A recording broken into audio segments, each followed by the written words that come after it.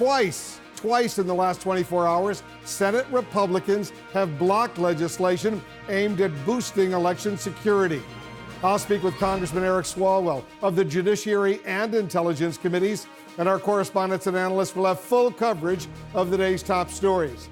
Let's go straight to Capitol Hill and our senior congressional correspondent, Manu Raju. Manu, this Senate Intel report is part of a 2-year ongoing investigation, and it's raising a lot of red flags.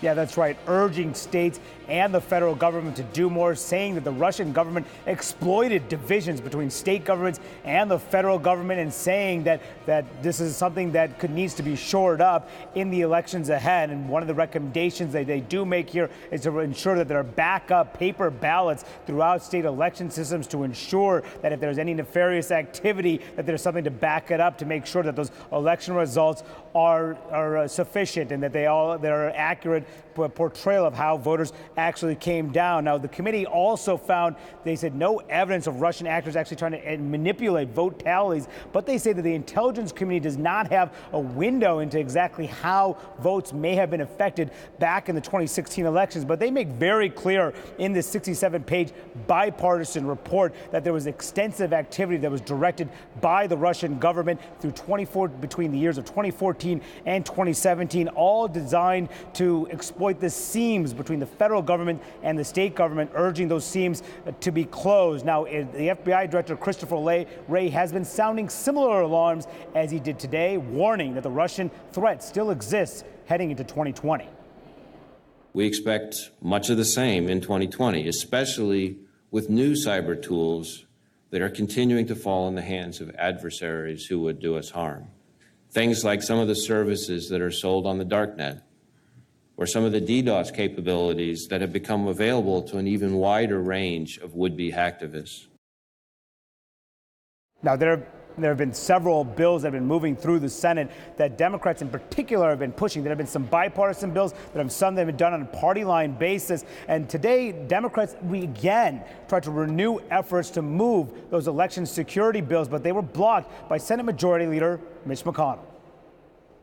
It's just a highly partisan bill from the same folks who spent 2 years hyping up a conspiracy theory about President Trump and Russia. Now, what McConnell has been arguing is that the efforts that have already been undertaken are essentially enough. Enough money has been spent. He argues that in 2018, they did a good job of securing the election infrastructure, and further legislation certainly is not necessary, but he is facing pressure from some within his own ranks, some Republicans, and a growing number of Democrats demanding action in the wake of the Mueller report and the wake of concerns raised by Christopher Wray. The question is, will the majority leader move off of his opposition? At the moment, he's saying no because he believes these efforts are duplicative, in his view, partisan. Wolf. Yeah, Robert Mueller yesterday made it clear he's deeply concerned about these kinds of cyber attacks going after the elections here in 2020, a day after his testimony. Guys, I've gone through this report. You have as well. What, about 64 pages? Select Committee on Intelligence, Russian active measures campaigns, and interference in the 2016 election. Jim Baker, give us your major takeaway.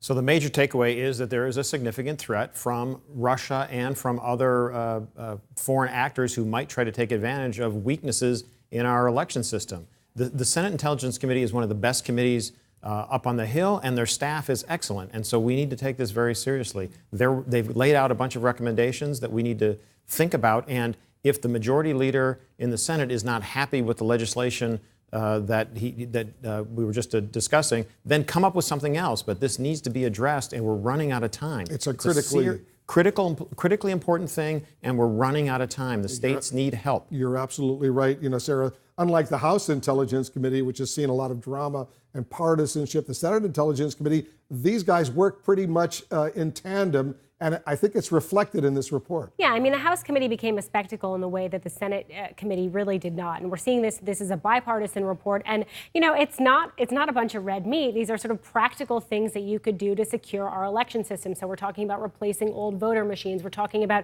increasing the security around voter rolls, encouraging states to resist the urge to move any kind of voting online because those platforms are not secure. And, you know, it's interesting to look through this report at the same day that Mitch McConnell says, no, we're we're good here, everything's secure, because that's certainly not the takeaway from the bipartisan members of this committee. It certainly isn't. The report says the government simply didn't do enough to warn about all these threats and the vulnerabilities which clearly exist. One committee member, Senator Ron Wyden, a Democrat of Oregon, says the government shouldn't expect local officials to do what the federal government is more qualified to do. He writes this.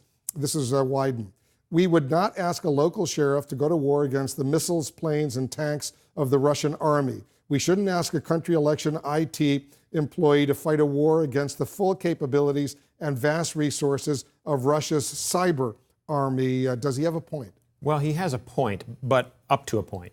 Because if we take some of the lessons we learned dealing with counterterrorism after 9/11, what we realized is there's a role for everybody. The federal government has a role, and state and local authorities have a role to deal, because they're the first responders, as we all know. They're the ones that confront people who pose a threat most directly sometimes. So it needs to be a coherent, well-organized level, or well-organized response at every level if we're going to try to be effective here. You know, the timing of this report is very significant. It comes a day after Robert Mueller testified, and he warned of all of these threats as well, but that didn't necessarily come across during the course of the hearing. Well, you know, we had a full day of hearings, but I do think, you know, the one thing we've learned from the 2 times Bob Mueller has spoken publicly is he has been most forceful in each of those instances. That, you know, 10-minute statement he gave, and then when he was appearing before the committees, and essentially saying the biggest concern, the biggest takeaway here is that there was a hostile foreign power that interfered in our election, and they are going to continue to do that,